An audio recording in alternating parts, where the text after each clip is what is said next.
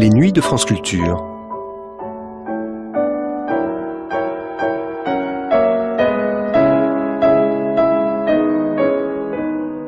France Culture la nuit, une mémoire radiophonique. Dans les Fleurs du Mal, un seul lieu parisien est précisément nommé. Il s'agit du Carrousel, ce quartier qui s'étendait entre le Louvre et la grille des Tuileries. C'est à son propos que Baudelaire écrivit ces vers célèbres « Le vieux Paris n'est plus, la forme d'une ville change plus vite, hélas, que le cœur d'un mortel ». Né en 1821, mort en 1867, Baudelaire a connu le Paris d'avant Haussmann, celui des faubourgs et de la misère profonde, et assisté aux transformations urbaines et sociales qui traversèrent son siècle. En 1980, pour la série Un homme, une ville, Jean Montalbetti explora les liens entre le poète et la capitale. Après avoir, dans le premier volet, arpenté le quartier latin sur les traces du jeune dandy, il se penchait dans un deuxième temps sur la vie marginale qu'il mena adulte en se promenant du côté des hôtels de l'île Saint-Louis et des cafés littéraires des grands boulevards. Un homme, une ville, Baudelaire à Paris, première diffusion le 30 mai 1980.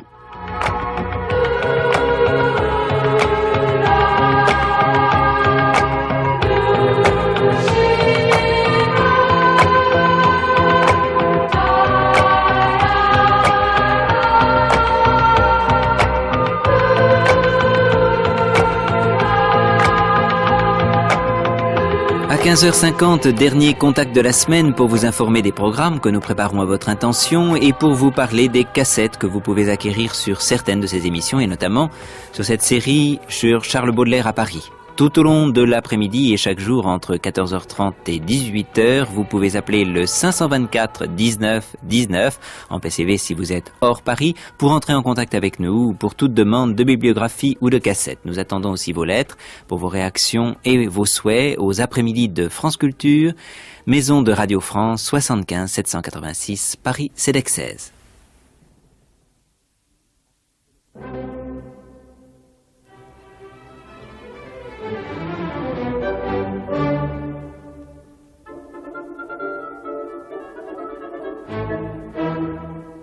Un homme, une ville. Baudelaire à Paris avec Claude Pichois par Jean Montalbetti et Pierrette Perronneau. Deuxième émission, un marginal sous le règne du roi bourgeois. L'enrichissez-vous de Guizot n'a pas touché Charles Baudelaire, car à peine possesseur d'un patrimoine, il le dilapide. Le dandy, bien sûr, est par définition prodigue. Il aime la richesse pour la dépense et il consomme pour mieux se consumer. Mais la ruine volontaire du détenteur d'un capital est ressentie par la bourgeoisie comme un défi à l'ordre social. Elle diagnostique une pathologie de la marginalité dans la dépense névrotique. Du coup, le malade, qui est dénué de toute aspiration à la possession et au profit, est déclaré par la loi irresponsable et privé aussitôt du droit de libre disposition de ses biens, pour peu que la famille qui s'estime lésée en fasse la demande. Peu de temps après être devenu majeur, Baudelaire va vivre, et cela jusqu'à sa mort, en état de suggestion, dans un mélange de révolte, de souffrance, d'acceptation qu'il cherche à compenser et à sublimer dans le génie poétique. Paris, avec ses paradis artificiels, est le foyer de ses vertiges et de ses hallucinations. Il s'y adonne à l'ivresse des plaisirs par un choix existentiel qui en fait le prototype de la jeunesse intellectuelle de son époque et peut-être l'un des prophètes de la nôtre. De la colonnade du Louvre aux hôtels de l'île Saint-Louis et dans l'atmosphère des cafés littéraires, nous allons le suivre pas à pas en compagnie de Claude Pichois pour le retrouver tantôt exalté, tantôt désespéré, rebelle ou apparemment raisonnable, selon le moment et surtout selon l'interlocuteur, à travers les lieux de sa vie, les moments de sa poésie et des documents que seuls jusqu'ici quelques spécialistes avaient pu approcher.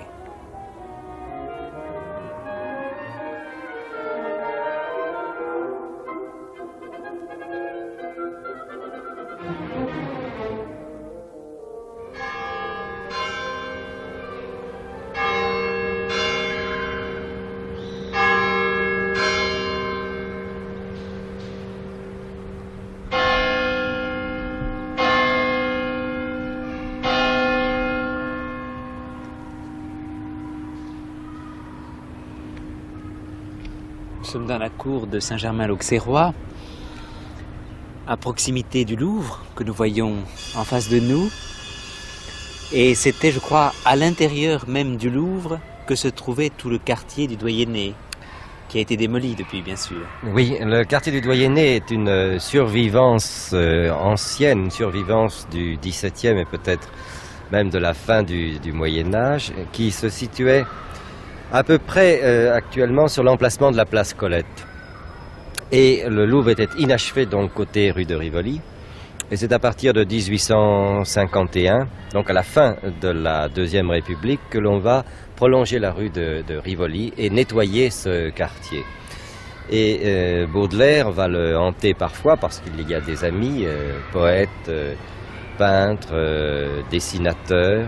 Et Nerval a logé dans ce quartier du Doyenné en 1835, à l'époque des Cydalise qu'il a rappelé. C'est là où dans Nerval, Gautier menait grande vie à menait Place du Doyenné. fastueuse vie avec de petits moyens. Place du Doyenné, c'est place du Doyenné, quartier du Doyenné plutôt, que Balzac loge la cousine Bette dans un de ses derniers romans.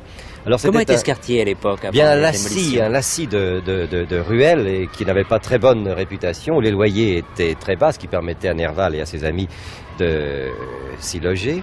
Et à proximité, non loin de l'Arc de Triomphe du Carrousel, il y avait donc des travaux qui étaient commencés. Et on peut imaginer donc cette partie de la rue de Rivoli à peu près dans l'état où était la colonnade du Louvre, enfin ce qui précède la colonnade du Louvre, ce qui est entre Saint-Germain-l'Auxerrois et la colonnade du Louvre, quand Malraux avait fait ces grands travaux qui ont permis de restaurer les douves du Louvre en face de la colonnade. Donc partout des chapiteaux, des fûts de colonnes, des échafaudages, des morceaux de bois servant à constituer ces échafaudages. Et dans un bassin, un cygne un jour est venu se poser, tout près du Doyenné. Et c'est là que Baudelaire l'a vu et que le souvenir l'a hanté pendant longtemps, jusqu'en 1860, où il a écrit, composé et publié cet admirable poème Le Cygne, qui est précisément le poème de la nostalgie et du souvenir. Ce cygne qui englobe enfin le monde entier, la négresse, comme il dit, qui est venue de ces îles lointaines, Andromaque, et puis l'exilé qui est là-bas, le père qui est là-bas dans l'île, Victor Hugo.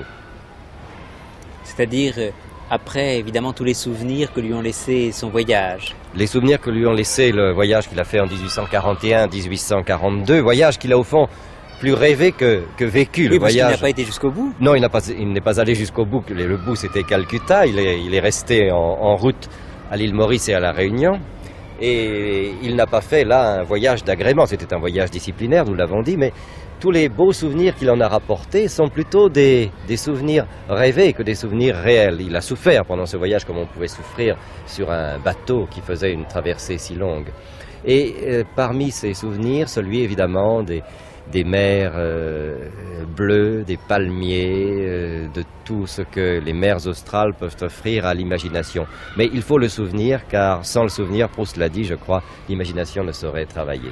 Et tout se retrouve, toute la vie de Baudelaire se retrouve dans ce poème admirable, Le Cygne, qui est dédié à Victor Hugo, et où Baudelaire est bien lui-même, tout en faisant hommage d'un poème à celui qui est le maître incontesté de la poésie française, quand Baudelaire écrit Le Cygne.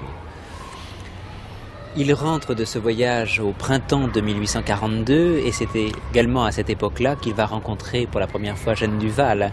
Oui, il rentre avec l'idée bien décidée d'en terminer avec ce qu'il doit aux convenances. Il va avoir sa majorité, il va avoir 21 ans, il va hériter donc de quelques 100 000 francs or que son père lui a laissé en capital et dès lors, alors, il se détache de la société à laquelle il a appartenu et il va vivre vraiment en marginal. Paris change, mais rien dans ma mélancolie n'a bougé. Palais neuf, échafaudage, bloc, vieux faubourg, tout pour moi devient allégorie. Et mes chers souvenirs sont plus lourds que des rocs. Je pense à la négresse amaigrie et phthisique, piétinant dans la boue et cherchant l'œil hagard, les cocotiers absents de la superbe Afrique, derrière la muraille immense du brouillard.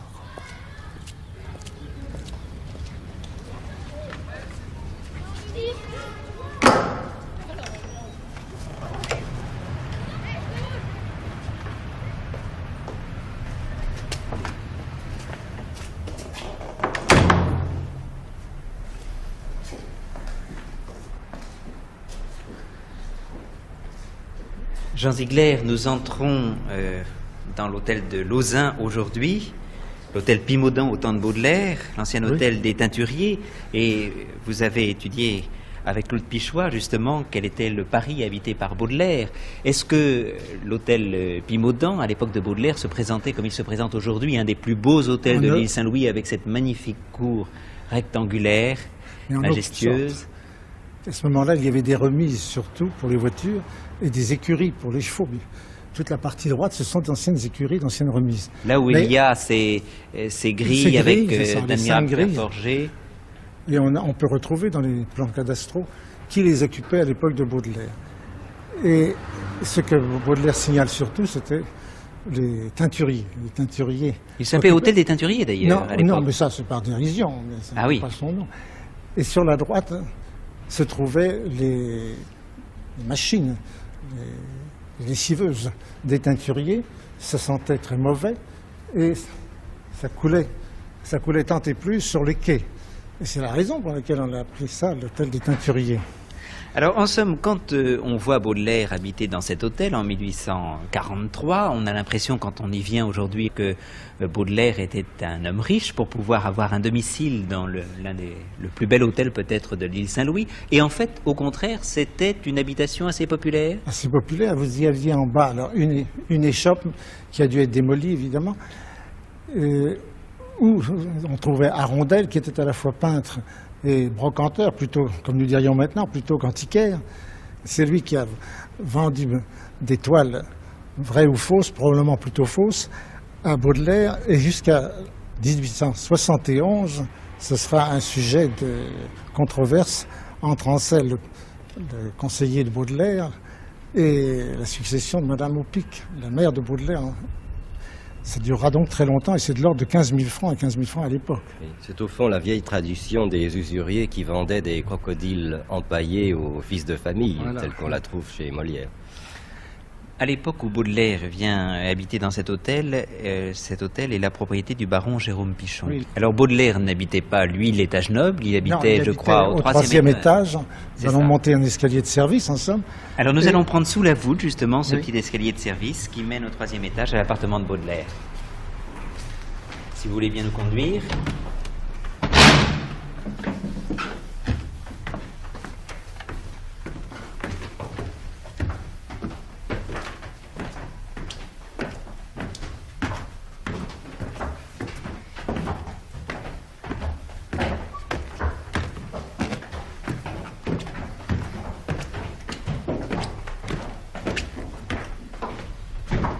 C'est un très bel escalier à rampe de bois, assez vertical.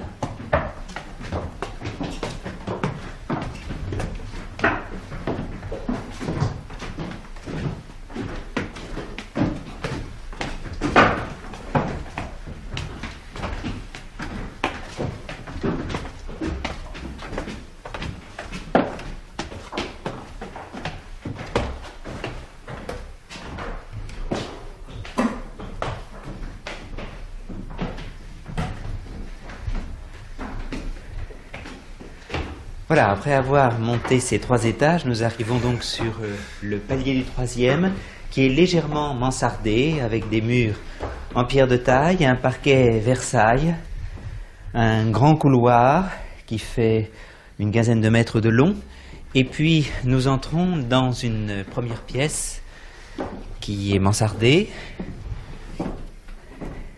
Elle a une petite fenêtre en ogive donnant sur la cour, nous étions à l'instant, et elle fait environ 6 mètres de long. Il occupait une seule pièce? 3 pièces. 3 pièces. À l'autre bout de cette pièce, nous avons de manière tout à fait symétrique une autre fenêtre en ogive qui donne sur la Seine, et de l'autre côté de la Seine, nous apercevons l'église Saint-Paul-Saint-Louis du faubourg Saint-Antoine. Oui, et c'est un axe parisien, l'axe sud-nord. Et Baudelaire se rendait dans cette église pour y voir un tableau de la Croix. C'est un des axes parisiens de Baudelaire. Et non loin d'ailleurs, selon cet axe, habitaient le général et Madame Aupic. C'est dans cette pièce qu'il a commencé Les Fleurs du Mal? Dans cette pièce ou dans l'une des deux autres, je ne sais quelle pièce lui servait de bureau. Nous allons peut-être tout de suite regarder les autres pièces de l'appartement de Baudelaire.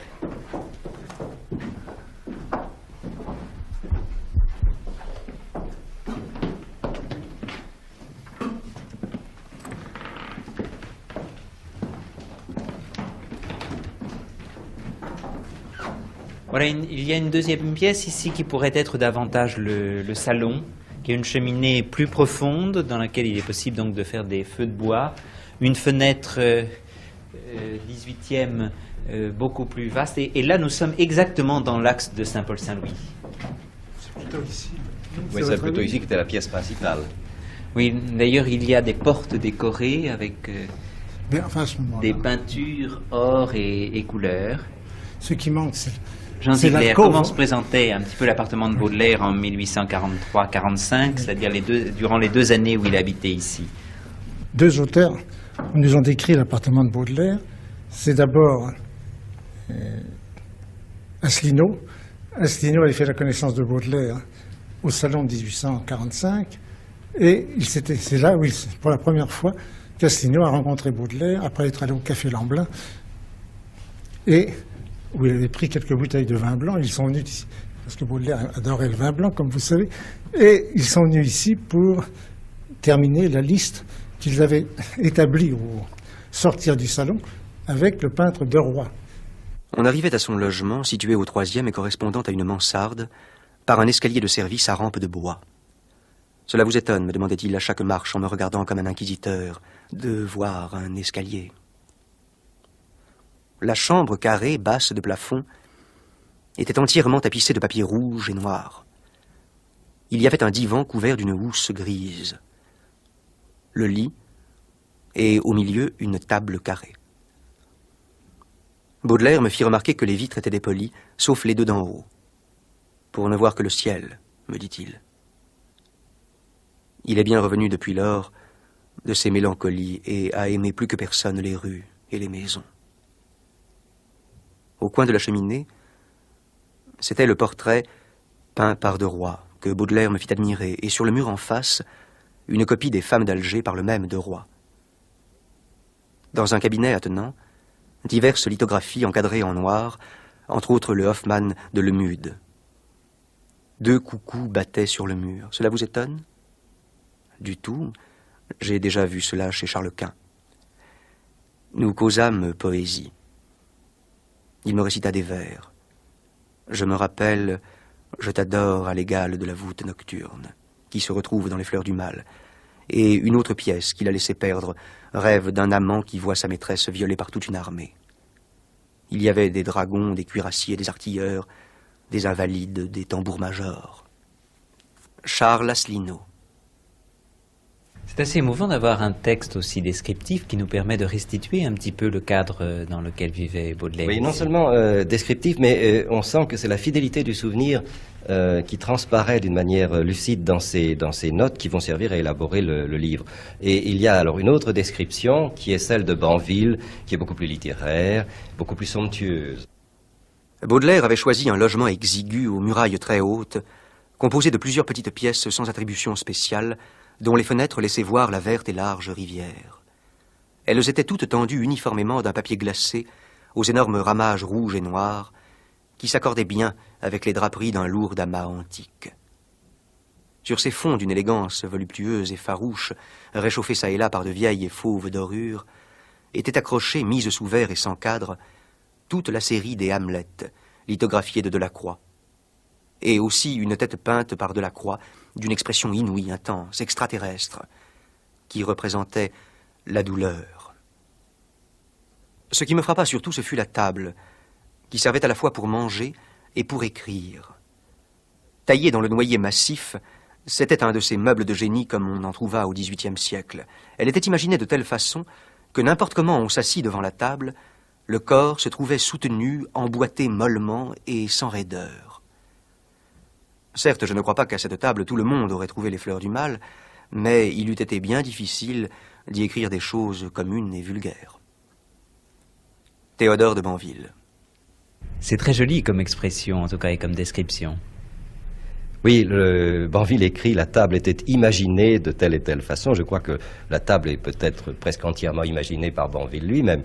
Asselineau ne la mentionne pas du tout, mais il est possible qu'après tout, comme dans les musées où l'on change les tableaux, Baudelaire ait changé de mobilier. Lui qui n'aimait pas rester dans le même domicile, il pouvait rester dans le même domicile avec une autre décoration. Mais n'était-ce pas une table tout simplement Louis XV ? En 1843, lorsque Baudelaire s'installe ici, c'est le début de la vie de l'adulte et le début de la vie de l'écrivain, puisqu'il a 23 ans. Nous sommes rendus dans son premier domicile, quai de Béthune, à quelques pas d'ici, de l'autre côté de l'île Saint-Louis. Il vient s'installer quelque temps plus tard, donc ici, en 1843, et c'est là qu'il commence Les Fleurs du Mal. C'est la période la plus heureuse de sa vie, et il faut l'imaginer, malgré les pauses mélancoliques qu'il pouvait affecter, il faut imaginer que cette époque de sa vie fut vraiment joyeuse. Et elle fut si joyeuse qu'il prodigua l'argent et qu'en 1844, la mère et le beau-père se sont inquiétés de ses dépenses. Et on va constater que sur les 100 000 francs or à peu près qu'il tenait de son père, 45 000 francs ont été dépensés en 2 ans. On va donc prendre des mesures, et ces mesures vont être des mesures, si je puis dire, démesurées par rapport aux dépenses que Baudelaire avait faites.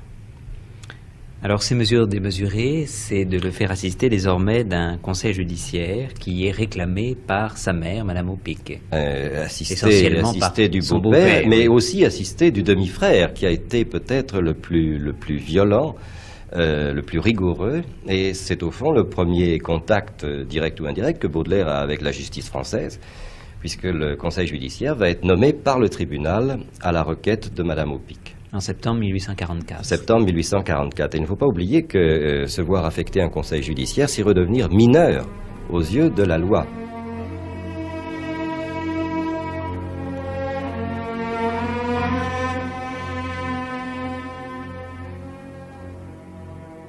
Claude Pichoine, vous nous avez dit au cours de cet itinéraire Baudelaire qu'un grand nombre des manuscrits, des documents Baudelaire se trouvaient non dans des collections publiques, Bibliothèque nationale ou Bibliothèque Jacques Doucet, mais dans des collections privées.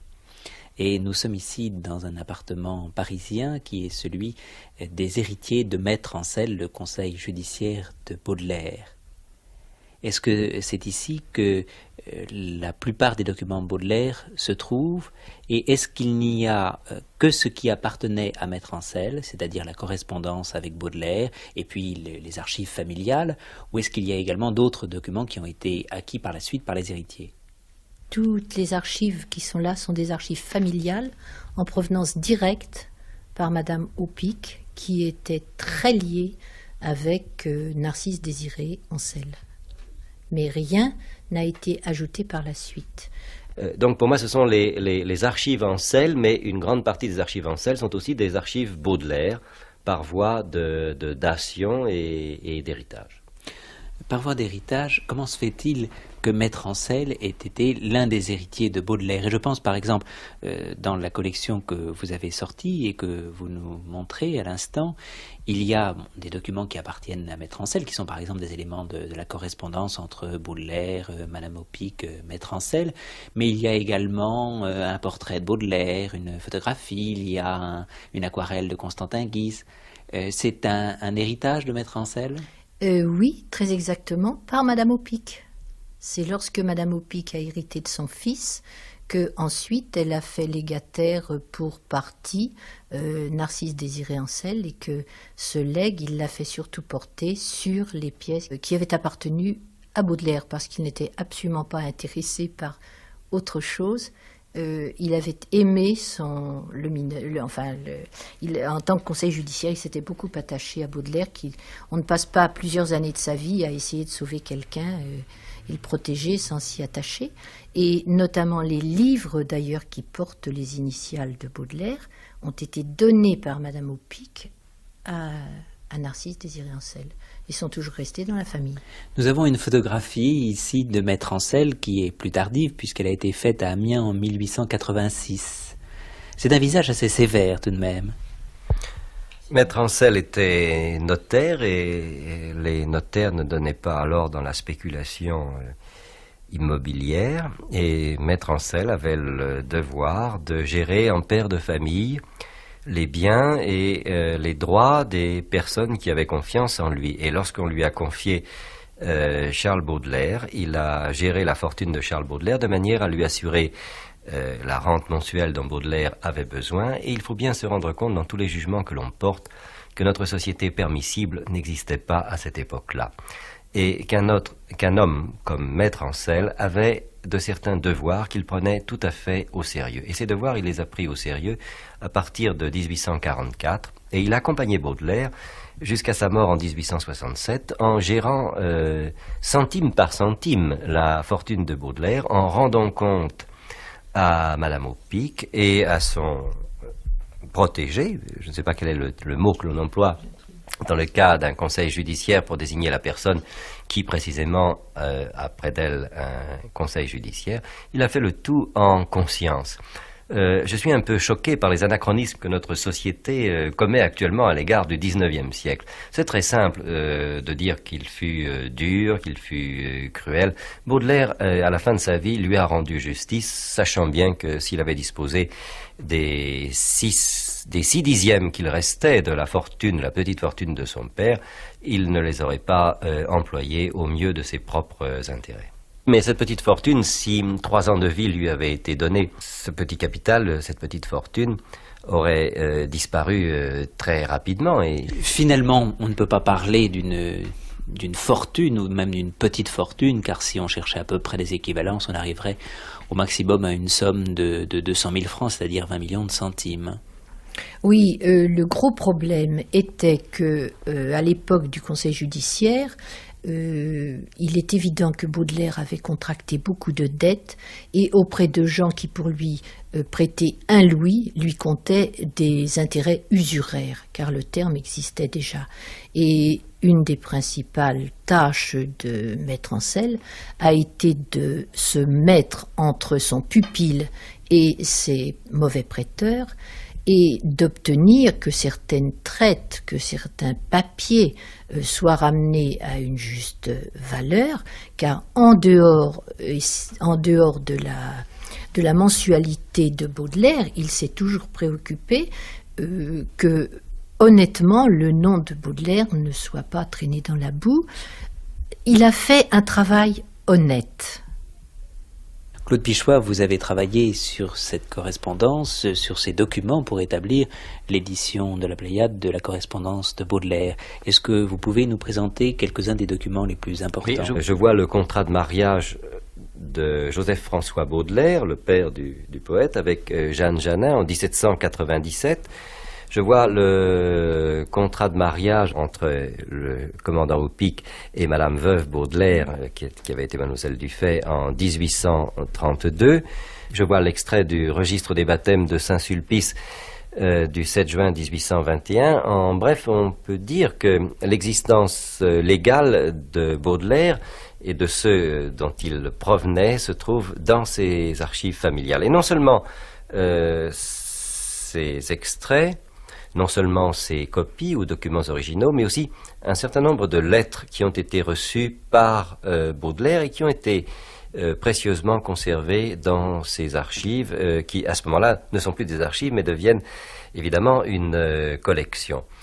Et cette lettre de Vigny, par laquelle Vigny remercie Baudelaire de lui avoir adressé les fleurs du mal, les termes en sont devenus célèbres, mais c'est émouvant de relire cette lettre. Depuis le 30 décembre, monsieur, la lettre est écrite le 27 janvier 1862, il s'agit de la 2e édition des Fleurs du Mal. Depuis le 30 décembre, monsieur, j'ai été très souffrant encore et presque toujours au lit. Là, je vous ai lu et relu, et j'ai besoin de vous dire combien de ces fleurs du mal sont pour moi des fleurs du bien et me charment. Combien aussi je vous trouve injuste envers ce bouquet, souvent si délicieusement parfumé de printanières odeurs, pour lui avoir imposé ce titre indigne de lui, et combien je vous en veux de l'avoir empoisonné quelquefois par je ne sais quelles émanations du cimetière d'Hamlet. Et je crois que ce n'est pas par hasard que ces documents se trouvent réunis. Au fond, Baudelaire, l'incompris du côté familial, mais il faut bien accepter qu'il y ait des incompris, se retrouve incompris du côté de Vigny, qui lui reproche d'avoir eu des accents que nous appellerions Jeune France ou romantique frénétique.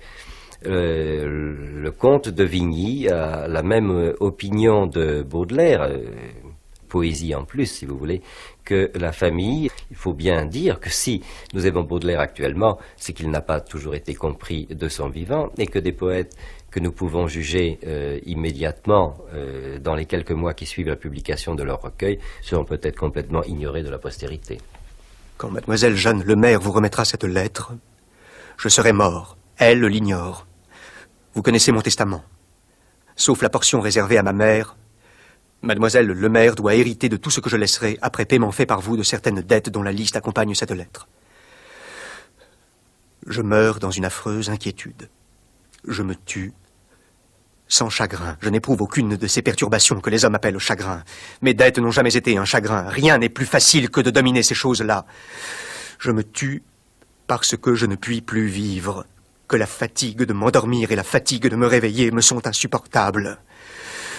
Je me tue parce que je suis inutile aux autres et dangereux à moi-même. Je me tue parce que je me crois immortel et que j'espère. Charles Baudelaire, Paris, le 30 juin 1845. Nous avons sous les yeux la lettre du 30 juin 1845 par laquelle Baudelaire déclare ses dernières intentions à mettre en selle au moment où il veut attenter à sa vie.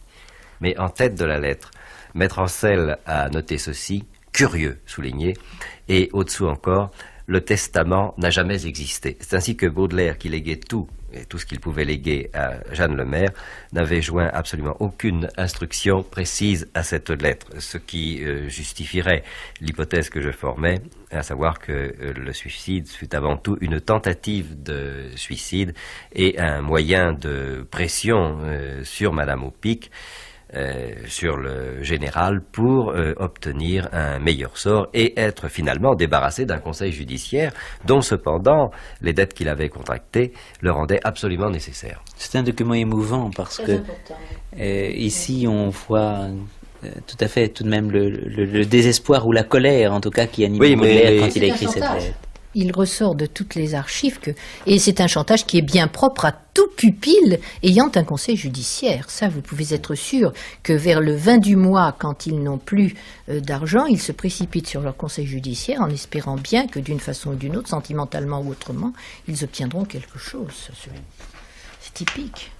Le graphisme de cette lettre est d'ailleurs assez révélateur avec ses ratures de cet aspect de chantage, mais il est certain que Baudelaire est dans une grande colère à ce moment-là. Un peu plus loin, nous trouvons d'ailleurs un de ces billets à ordre souscrit par lui, mais ce n'est pas un billet à ordre souscrit pendant sa jeunesse, c'est un billet à ordre qui a été souscrit juste au moment du départ pour Bruxelles. Il n'a pas cessé de souscrire ces billets à ordre qu'il n'avait pas le droit de souscrire. C'est au 31 mai prochain, nous sommes en 1864. Je paierai à M. Jousset ou à son ordre la somme de 600 francs, valeur reçue en fourniture. Or, M. Jousset est le maître, comme l'on disait, le maître de l'hôtel de Dieppe, et quelques jours plus tard, Baudelaire partait pour Bruxelles, ayant souscrit un billet à ordre de 600 francs, qui reprenait d'ailleurs des billets à ordre un peu plus anciens. Antérieurs. Oui. C'est là le fameux travail du conseil judiciaire qui s'est trouvé avec des créanciers, les uns de bonne foi, mais hélas quelques-uns de mauvaise foi, et dont il avait à charge de régulariser la situation. C'est très difficile. Donc Baudelaire est parti pour Bruxelles, et le 29 décembre 1864, voici une lettre à mettre en selle. Et on voit que les relations sont devenues des relations amicales, puisque malgré la différence d'âge, Baudelaire appelle par son nom son conseil judiciaire. Mon cher Ancel, je vous présente mes souhaits de bonne année ainsi qu'à Madame Ancel. Je vous demande pardon de vous donner 3 commissions, dont une est peu digne de la gravité d'un magistrat, et de vous prendre ainsi une heure ou deux de votre temps. mais je connais votre complaisance, et d'ailleurs ces commissions sont très importantes pour moi. Et c'est ainsi que Maître Ancel, pendant que Baudelaire était à Bruxelles, est devenu le mandataire et quelquefois même le commissionnaire de Baudelaire, et qu'il a accompli avec beaucoup de gentillesse, de délicatesse, et autant d'efficacité qu'il pouvait en mettre dans ces matières délicates, le rôle aussi de courtier pour Baudelaire, d'agent littéraire, comme l'on devrait dire en effet, et qu'il a fait des démarches aussi bien chez Michel Lévy, chez Julien Lemaire, chez d'autres jeunes éditeurs pour obtenir que les œuvres de Baudelaire soient publiées. Et le 26 février 1866, nous sommes maintenant non plus à quelques semaines, mais à quelques jours de l'ictus, c'est une lettre que Baudelaire adresse à Madame Narcisse Désirée Ancel. Madame, remerciez bien votre mari de tout le soin qu'il veut bien prendre de mes affaires. Je serais fort ingrat si je ne reconnaissais pas quel mérite il a à me consacrer ainsi une partie du temps qu'il doit au ciel. Je crois que c'est le meilleur témoignage que l'on puisse avoir de la gratitude, c'est bien le mot qu'il faut employer, de la gratitude que Baudelaire avait à l'égard de Maître Ancel pour tout ce travail qui n'était pas au fond du ressort de Maître Ancel et que Maître Ancel faisait non pas en tant que conseil judiciaire de Baudelaire, mais en tant qu'ami un peu plus aîné du poète. Cette lettre du 26 février 1866, quelques jours avant la crise de Namur, est pourtant d'une écriture extrêmement régulière et maîtrisée. Oui, d'une écriture où l'ordre de Baudelaire, qui était l'ordre profond alors que le désordre était superficiel, cette écriture qui est toujours restée jusqu'au dernier jour extrêmement maîtrisée, bien plus qu'elle ne l'était dans la jeunesse de Baudelaire. Si l'on oppose cette lettre à celle qu'on appelle la lettre du suicide, il faut bien dire que Baudelaire a beaucoup gagné en maîtrise pendant sa vie. Il y a un autre document important et émouvant, ce sont les 4 volumes qui sont sur cette table et qui sont reliés au chiffre CB, ce sont les œuvres complètes d'Edgar Poe. Oui, que Baudelaire a fait venir des États-Unis, de New York, 4 volumes qui contiennent les œuvres qu'il a traduites et qu'il a fait relier dans une reliure très sobre mais d'une exquise élégance par Lortic. Oui, en maroquin vert foncé. Oui, avec des plats cartonnés. Oui, et des nerfs d'une finesse extrême et qui sont les nerfs que seul Lortic pouvait réaliser à l'époque. Avec un portrait d'Edgar Poe, une gravure très fine et qui date de 1853. Oui, de 1853 à 1856, ces 4 volumes. Et nous les avons placés au-dessus du dictionnaire de Boyer, un dictionnaire assez ancien, que Baudelaire utilisait. Un dictionnaire anglais-français. Un dictionnaire anglais-français que Baudelaire utilisait pour traduire les œuvres de Poe. C'est une édition qui a paru en 1846, qui est une édition rénovée d'un dictionnaire ancien. On s'aperçoit qu'il a été beaucoup manipulé. Il a été manipulé, en effet. La reliure aussi le montre, les pages également. Et quelle était la connaissance de l'anglais par Baudelaire? Eh bien, médiocre au début. Il disait qu'il devait sa connaissance de l'anglais à sa mère. Il n'y avait pas de cours d'anglais dans les lycées à l'époque, ou dans les collèges, puisqu'il y avait des collèges, de même que Nerval n'a pas appris l'allemand au collège, mais dit l'avoir appris de son père. Quant à Baudelaire, il est un autodidacte en anglais. Et d'ailleurs, le dictionnaire qu'il possède, que nous avons sous les yeux, est un dictionnaire qui ne lui livre pas le sens d'un certain nombre de mots qui sont en usage dans les États du Sud des États-Unis. Et il y a un billet dans lequel il demande à une personne de vouloir bien le renseigner sur telle ou telle expression qui nous est maintenant tout à fait familière, comme redbud, qui désigne l'arbre de Judée, et dont il ignorait le sens. Un certain nombre de ces mots qui n'appartenaient pas à la langue anglaise, mais qui appartenaient déjà à ce qu'on appelle maintenant l'américain.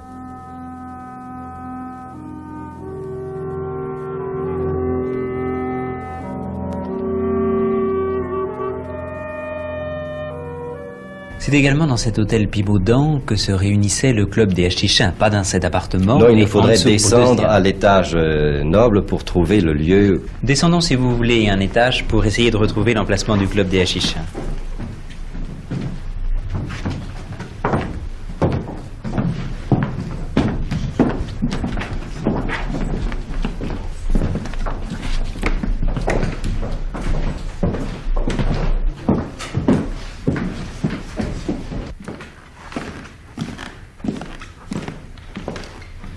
Nous entrons là au deuxième étage, un étage noble dans des pièces merveilleusement décorées, en or, bleu, avec des plafonds peints. Il y a ici un premier salon, un deuxième, 3 pièces en enfilade qui ont des façades sur la Seine. Alors c'est dans l'une de ces pièces que se réunissait le club des Hachichins, dont les séances nous sont décrites dans les paradis artificiels. Est-ce que l'on peut dire que c'est ici que Baudelaire a fait pour la première fois l'expérience de la drogue? On a dit qu'il avait pu la faire déjà chez son ami Louis Ménard, place de la Sorbonne, avant 1845. Mais n'oublions pas que Boissard s'installe ici en 1945, à peu près au moment où Baudelaire va quitter l'hôtel Pimaudan. Et Baudelaire va revenir ici donc en visiteur. Et Boissard organise ce qu'on appelle des fantasias. Il invite donc quelques amis, sous un contrôle médical d'ailleurs. Le docteur Moreau de Tours est chargé d'étudier les effets que provoque le hashish, et il est vraisemblable qu'à l'occasion d'une de ces fantasias, Baudelaire a rencontré Balzac et qu'il a vu Balzac dédaigner le hashish, car la volonté de Balzac était trop forte pour le hashish. Il est probable aussi que Baudelaire n'aura pas eu du hashish une expérience vraiment satisfaisante. Pour quelles raisons s'adonne-t-il à la drogue? Est-ce que c'est pour des raisons purement d'expérience poétique ou bien également médicale? Non, je pense. On dit qu'il souffre de gastrite à l'époque. Ah oui, mais le hashish ne soigne pas la gastrite. Seul le laudanum va être pris par lui pour éviter les douleurs. Non, le hashish, je pense, est une curiosité de jeune écrivain, comme nous en voyons tant actuellement.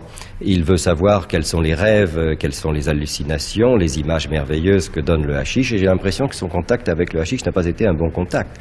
Car dans les paradis artificiels, la première partie consacrée au poème du hashish est surtout faite de confidences, de témoignages de tierces personnes, alors que de l'opium, il parle bien entendu au travers de l'œuvre de Quincey, mais on sent qu'il en parle en son nom personnel.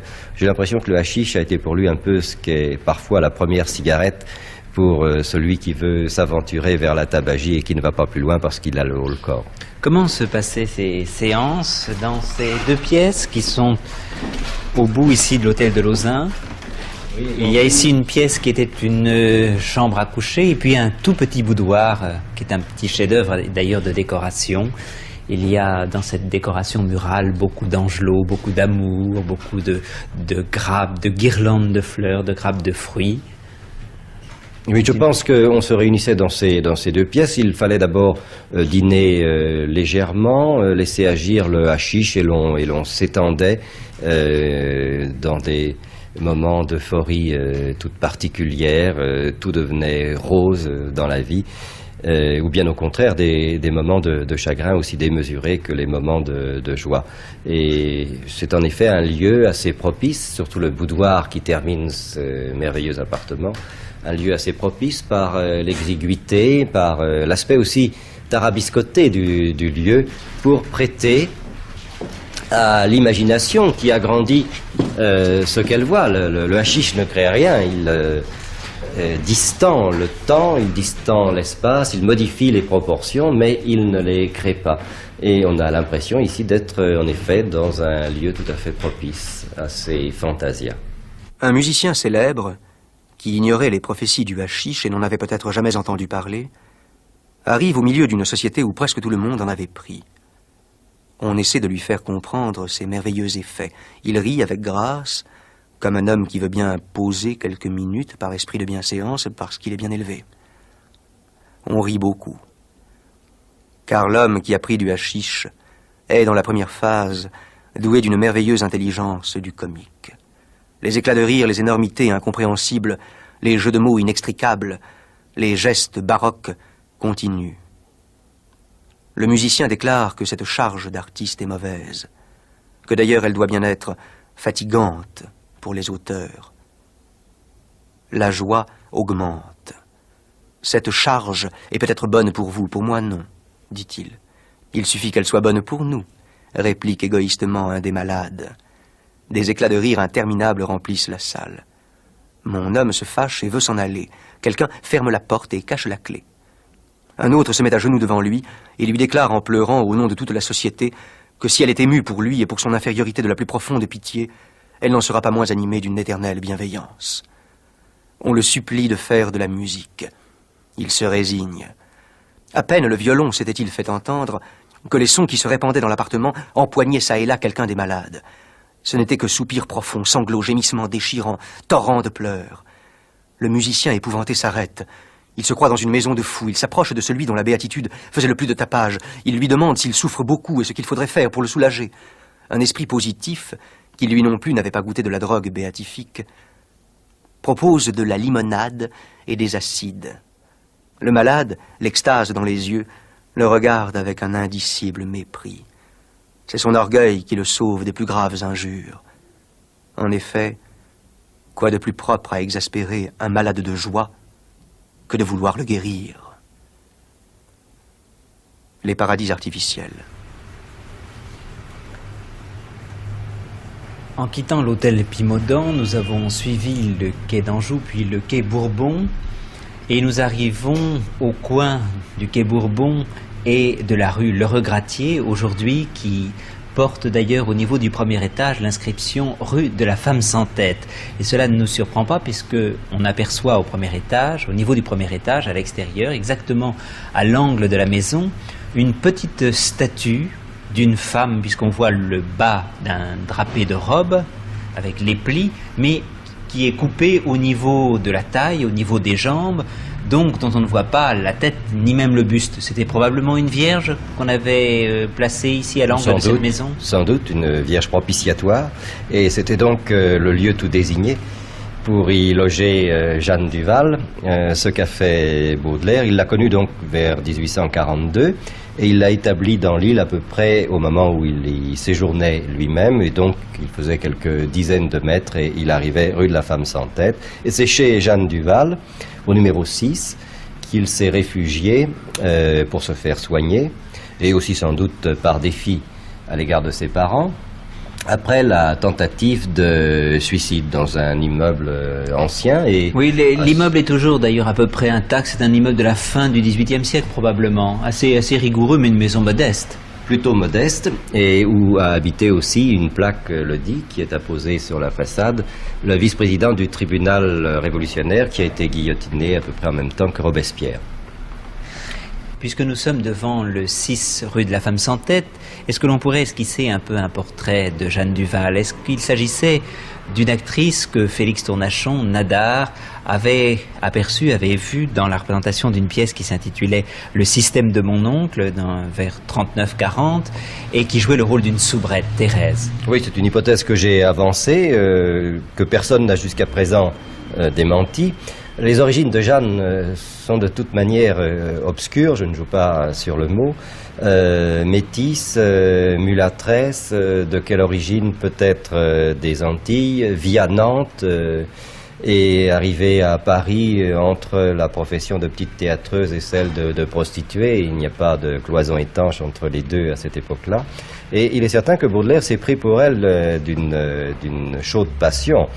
Ce n'est pas sur place dans les îles Mascareignes qu'il a aimé les personnes du sexe, mais c'est ici, et c'est grâce à elle qu'il a retrouvé au fond et qu'il a fait valoir tous les souvenirs du voyage. Elle était, je pense, à peu près illettrée, mais elle savait écouter les poèmes de Baudelaire. On dit même que Baudelaire lui donnait une pièce de 100 sous pour la faire taire et pour qu'elle lui constitue son public. Quand les deux yeux fermés en un soir chaud d'automne, je respire l'odeur de ton sein chaleureux. Je vois se dérouler des rivages heureux qu'éblouissent les feux d'un soleil monotone. Une île paresseuse où la nature donne des arbres singuliers et des fruits savoureux, des hommes dont le corps est mince et vigoureux, et des femmes dont l'œil par sa franchise étonne. Guidé par ton odeur vers de charmants climats, je vois un port rempli de voiles et de mâts, encore tout fatigué par la vague marine, pendant que le parfum des vers tamariniers, qui circulent dans l'air et m'enfle la narine, se mêle dans mon âme au chant des mariniers. Les fleurs du mal. Et les portraits que nous avons d'elle, par Nadar, par Banville, par d'autres, portraits à la plume bien entendu, font que nous pouvons nous représenter cette créature comme extrêmement belle, mais très exotique. Et je pense que si elle a contaminé Baudelaire, ensuite Baudelaire n'a plus pu aimer réellement de créatures bourgeoises et blanches, si vous voulez, et qu'il allait soit vers les femmes de couleur, soit vers les prostituées. Et quand il se réfugie ici, après la tentative de suicide, il écrit à son ami Théodore de Banville, en le chargeant de différentes missions et commissions: « Adressez-moi votre réponse chez Madame Jeanne Duval, femme sans tête 6 ». Et cette fin de lettre ne manque pas d'être un peu provocante, bien entendu. Dans la vie itinérante de Baudelaire, d'hôtel en hôtel, de logement en logement, les cafés, bien entendu, ont joué une place importante. Malheureusement, beaucoup de ces cafés du 19e siècle ont disparu. Il en reste peu aujourd'hui, en tout cas dans l'état à peu près où Baudelaire a pu les connaître. Et nous sommes venus donc très près des grands boulevards, près du boulevard des Italiens et du boulevard Haussmann, au coin de la rue Rossini et de la rue Lepelletier, devant un restaurant qui s'appelle maintenant Au Petit Riche, et à l'époque de Baudelaire, c'était le Café Riche. Oui, le vie de café mené par Baudelaire, rendu encore plus nécessaire par le fait qu'il est célibataire, qu'il lui faut déjeuner, dîner en ville. Et nous avons devant nous l'un de ces cafés qui étaient des cafés plutôt modestes. À l'époque, je crois que le restaurant est devenu un bon restaurant maintenant. Café modeste à l'époque de Baudelaire. Décoration extérieure de boiserie, et on lit encadrant Au Petit Riche, à gauche Chinon-Bourgueil et à droite Anjou-Vouvray, les marques de la maison. Alors quittons la rue et pénétrons à l'intérieur de ce Café Riche, où la décoration est restée un peu une décoration du 19e siècle. Oui, dans cette même rue d'ailleurs, Baudelaire fréquentait le café intitulé Le Divan Lepelletier, où il récitait à la chatte Rosalie le fameux sonnet des chats.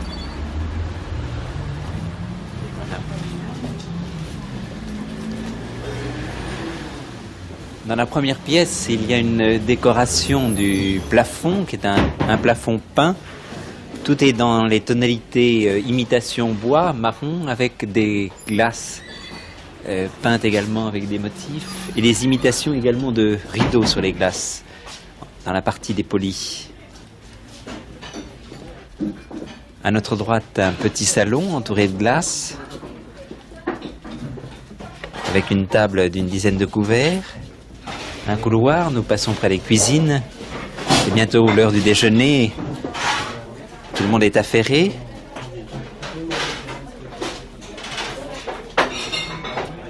Et cette salle centrale est la plus ancienne. Nous avons pris place sur l'une des banquettes de la salle centrale de ce Café Riche. Et on peut s'imaginer donc à l'endroit à peu près où Baudelaire venait parfois s'asseoir. D'autant que nous avons un portrait de Baudelaire dans ce Café Riche et qui nous a été laissé par le journal des Goncourt. Oui, c'est peu après le procès des Fleurs du Mal, c'est en octobre 1857, que les Goncourt notent dans leur journal, et à propos du Café Riche, Baudelaire soupe aujourd'hui à côté de nous. Il est sans cravate, le col nu, la tête rasée, en vraie toilette de guillotiné. Au fond, une recherche voulue, de petites mains lavées et curées, soignées comme des mains de femme. Et avec cela, une tête de maniaque, une voix coupante comme une voix d'acier, et une élocution visant à la précision ornée d'un Saint-Just et l'attrapant. Les Goncourt ne sont pas très tendres pour Baudelaire, et j'ai l'impression qu'ils prennent le parti du substitut du procureur impérial dans ce portrait qu'ils font de Baudelaire en octobre 57. Mais je ne crois pas que Baudelaire eut pour eux non plus une très grande sympathie, leur recherche excessive de vocabulaire dans leurs œuvres, et tout le côté un peu trop 18e siècle devait l'agacer. Seulement la vie de café oblige précisément à accepter ces rencontres, et Baudelaire n'a pas toujours le public qu'il recherche, car il a besoin d'un certain public. Lorsqu'il entre dans un café, il attend de trouver une sympathie, une certaine chaleur qui lui manque dans sa vie solitaire, et de pouvoir ainsi communiquer ses impressions et même lire ses poèmes à un certain nombre de ses amis, ou de ses amis de rencontre, simplement. Il veut éprouver, au fond, la nouveauté et l'originalité de sa poésie en la lisant.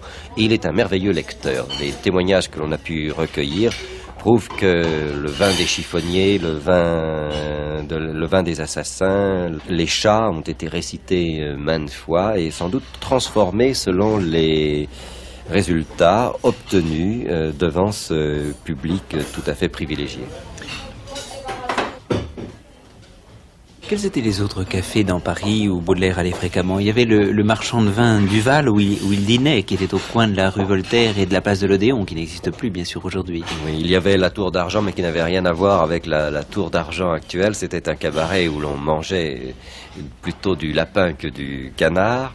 Il paraît que le patron prêtait aussi de l'argent aux gens de lettres impécunieux.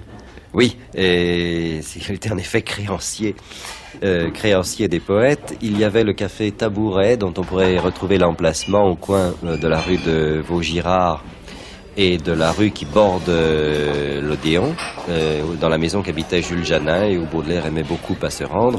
On pourrait dénombrer 40 à 50 cafés, restaurants, lieux divers où Baudelaire aimait à se rendre. La closerie des Lilas aussi. La closerie des Lilas, qui était très excentrique à l'époque, où il a pu aller, comme le bal Mabille, qui était tout à côté. Gilvig, vous êtes le poète de la ville, mais je pense que vous ne vous définiriez pas comme un poète baudelairien, et pourtant, ce qui vous frappe, c'est le Baudelaire fraternel.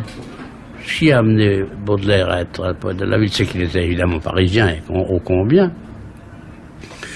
Mais c'est aussi que c'était un homme fraternel. Et qu'il avait quand même besoin des autres, tout en les craignant et en les maudissant, n'est-ce pas?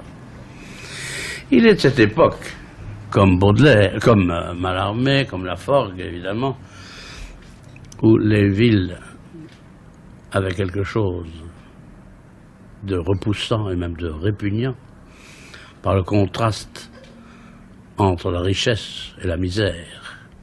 C'est là le poème de Paris de Gensu, n'est-ce pas, quand même. Oui. En plus distingué. Baudelaire me paraît à cet égard très proche de Balzac. Révolutionnaire au nom des idées du passé. C'est assez curieux, parce que Marx et Engels ont dit qu'ils ont beaucoup appris chez Balzac. Et en effet, Balzac a été un grand analyste de la société bourgeoise, et non pas au nom du marxisme, bien entendu, mais il sentait ça, n'est-ce pas? Pourtant, Baudelaire a fait partie des cercles, a fréquenté les cercles socialistes, déjà avant 48, c'est-à-dire à partir, je crois, des années 1844-45, plus à peu contre près. le général que contre la société. Oui, je sais. C'est pas, on l'a dit. La vie de... Mais il était certainement ce qu'on appelle réactionnaire. Enfin, il est devenu réactionnaire après 48. Après tout à fait, 48. il y a des déclarations très, même excessives, enfin, si je puis Mais dire. jusqu'à 48, Jusqu'à 48, il est pris par il a ce été mouvement. pris par le mouvement un peu, je ne sais pas si on peut encore appeler ça jeune romantique, ou alors après il devient réactionnaire, comme d'autres, comme Nietzsche, devant les... Comment appeler ça? Devant la vulgarité, puisqu'il lui apparaissait la démocratie, probablement. Alors comment expliquez-vous ce contraste entre le Baudelaire fraternel dont vous parliez tout à l'heure, l'homme qui est engagé justement dans cette expérience au moment de 48 et dans les années qui précèdent, et puis justement cette haine de la démocratie qu'il développe après? Bien, je crois que l'explication, c'est qu'il était un aristocrate. C'est un sentiment... Ben, Proust a bien souligné combien les aristocrates sont proches du peuple. Oui, ce sont les bourgeois qui séparent le peuple de l'aristocratie, oui. Proust a mis ça très en valeur. La duchesse de Guermantes était elle-même très populaire. Enfin, et je crois que c'est vrai. Et que, si vous voulez, Baudelaire, aristocrate, était proche des individus dans le peuple. Et craignait les mouvements du peuple. En quoi il était réactionnaire? Oui, 48 a été aussi une sorte de fête plutôt qu'une révolution. Et il n'est pas le seul, Baudelaire, à s'être détourné de la démocratie après 48. Oui. Proudhon a dit qu'on avait fait 48 sans avoir une idée. Et c'était donc sacrifier la révolution en quelque temps. Cette fête, c'est sa Certainement. participation aux barricades, par Oui, exemple. oui, oui. Donc il a pris la révolution de 48 comme une fête. Je crois qu'il y a cru et peu de temps après, il s'en est détourné complètement, ayant vu qu'il n'y avait aucune organisation la possible. même aventure qui est arrivée à Rimbaud avec la Commune. Oui. Rimbaud n'est pas devenu réactionnaire au sens que nous disions, il est parti. Oui. Et il est devenu trafiquant d'armes. Il a abandonné la déception. Oui. D'autant plus que, comme l'a bien marqué Bachelard, le poète, c'est celui qui vit dans l'instant, par opposition au romancier qui lui accepte, puisqu'il écrit dans le temps, il accepte la durée, il accepte aussi la déchéance, l'érosion des choses, la descente du fleuve, avec le fleuve temps, n'est-ce pas, qui fait que tous les romans finissent mal, n'est-ce pas, Et ce finissent que par Proust a déchéance. admirablement montré à la fin de la recherche, oui. Oui. Tandis que le poète qui vit dans l'instant, le poète tente à arrêter l'écoulement du temps. Je pense que c'est le rêve vraiment profond, utopique, mais enfin, du poète, de cristalliser l'instant. Alors, le défaite après l'espoir de la révolution peut avoir ces conséquences-là. Est-ce que les positions de Baudelaire après 1848 ont un peu occulté son importance sous la Troisième République? Non, je ne crois pas du tout, moi, je ne crois pas. D'abord, vous savez, ce que je vous dis va paraître peut-être saugrenu, mais les Fleurs du Mal ne sont pas réactionnaires, c'est Baudelaire qui l'était. Baudelaire comme homme, Baudelaire comme penseur, dans ses carnets, mais sa poésie ne l'est pas. Moi, je ne vois rien de réactionnaire dans les Fleurs du Mal. Aucune trace, en effet. Non. Le poète est toujours, c'est dans le poème qu'il est vrai, qu'il se dépasse. Et comme, à mon sens, il est l'homme du langage, il est porteur du langage du peuple, puisqu'il est sensible, le poète est certainement sensible au langage des fleurs, mais aussi au langage du langage, n'est-ce pas? Et porteur du langage populaire, il vit cette langue dans laquelle le peuple rêve, maudit, colère, enfin. Et par porteur même de ce langage, il ne peut pas se retourner contre ce langage. Il peut s'en écarter, comme Hérédia, et faire du plâtre. C'est-à-dire qu'il n'est pas poète. Mais dans la mesure où il est poète, il vit la langue, et le mouvement profond de la langue. Quand je dis populaire, je ne veux pas dire par là seulement la classe ouvrière, l'ensemble du peuple français. Oui, la langue vivante. La langue vivante de toutes les classes, de tout le monde, n'est-ce pas? Depuis les crocheteurs orales, comme disait Malherbe, jusqu'aux grands, n'est-ce pas? Le poète, par conséquent, est naturellement, fonctionnellement même, progressiste, si j'ose dire. Ce qui se fait qu'il sera sous tous les régimes opposés au pouvoir, d'ailleurs. Oui, parce que pour vous, une des originalités profondes de Baudelaire, c'est d'avoir opéré la fusion entre la morale et la poésie. Et la poésie, oui. Oui. Je pense à la phrase de Nietzsche, la célèbre phrase « La morale mourut de la moralité ». Et je pourrais ajouter que elle survit par la poésie.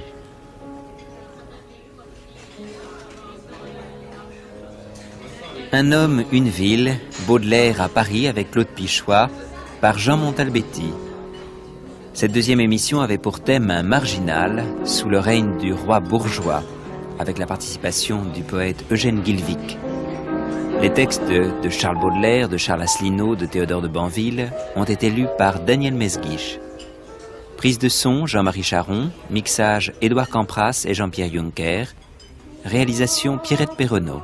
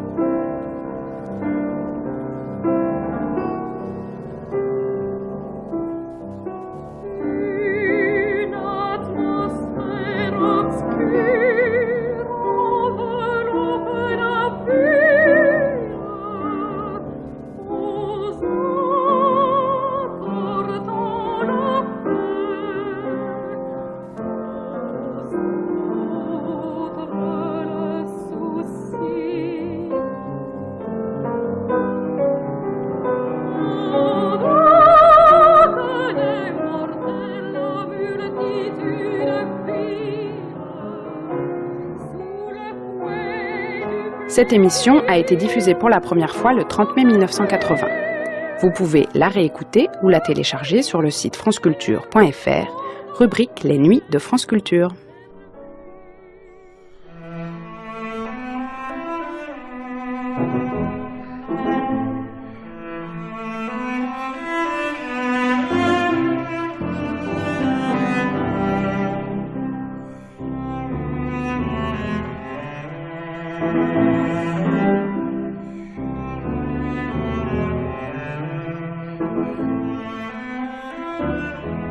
Thank you.